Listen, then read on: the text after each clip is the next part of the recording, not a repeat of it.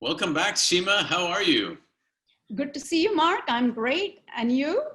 I'm good too, thanks. My pleasure. I'm getting ready for a holiday weekend, even though as we talked, I have a feeling there'll be some work blended in there somewhere, but we're going to try to do our best and enjoy the holiday. This is just a quick update we'd love to do with Leaders Who Care. And if you can just share with us what's new and exciting, what's some good experiences, accomplishments that you're having at J&J. Yeah, we are rocking and rolling in terms of working 24/7 on the vaccine for COVID because nothing could be more important than bringing a vaccine, because I think that's what's going to be required to end the pandemic. And as you may know, there's multiple different vaccines that are already in clinical trials, including ours.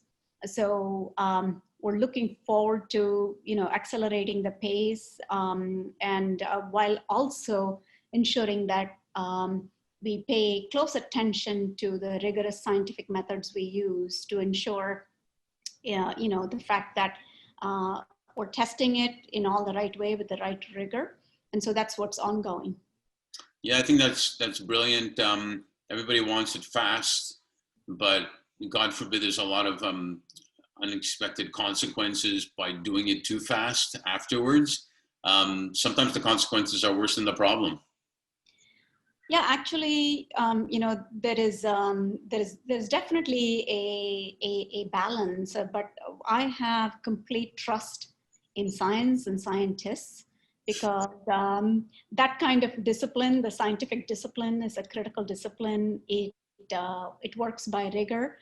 Understanding, of course, that we now do have a public health emergency. And so many times in the past, we worked faster than usual, and that has actually led to great innovations. For example, during the HIV epidemic, where, due to patient advocacy, and patients were banging down the door saying, we need the treatments fast, and it's okay if you're experimenting, we are willing to sort of join.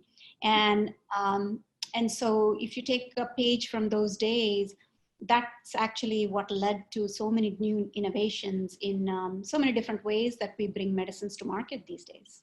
Yeah, I think that's true. That's amazing. It's incredible what a sense of urgency can bring to the table. Yes. People come together and then they say, man, we got to get this done. Yes. I know, and I think that there is a sense of urgency to get to a solution fast, but I think that is also being balanced by deep scientific expertise and rigor in ensuring that whatever we bring is of has been validated scientifically, clinically. Well, I know J&J generally is out in the lead of health anyway, and I'm not just saying that because I've seen it. Share a little bit about the great documentary film with Lisa Ling about about how the vaccine is being handled. Yeah, no, we believe that we have to engage the public in the science that is ongoing. So public engagement of science is going to be important. Public trust in science is going to be important.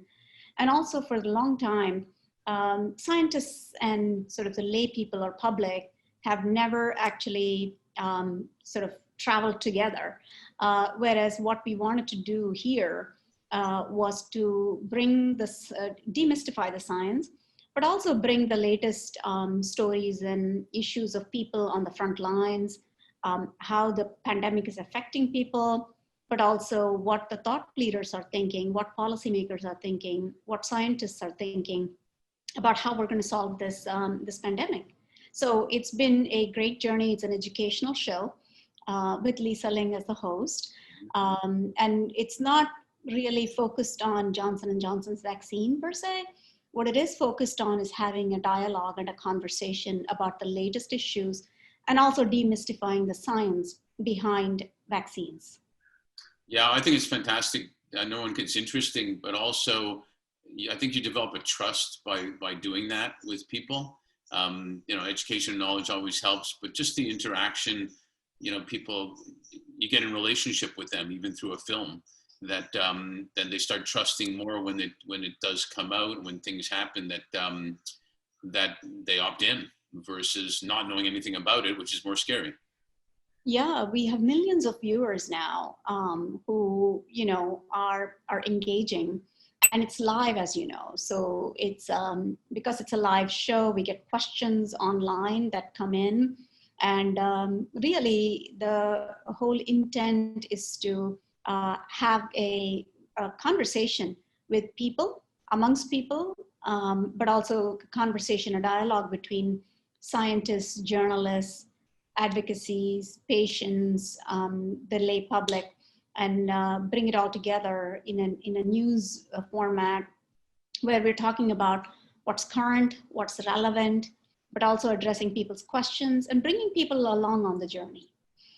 One of the key insights about science and innovation and stories about science and innovation is that it used to be in the past that we would say, there's a wait for the big breakthrough, and we'll tell you when it's here.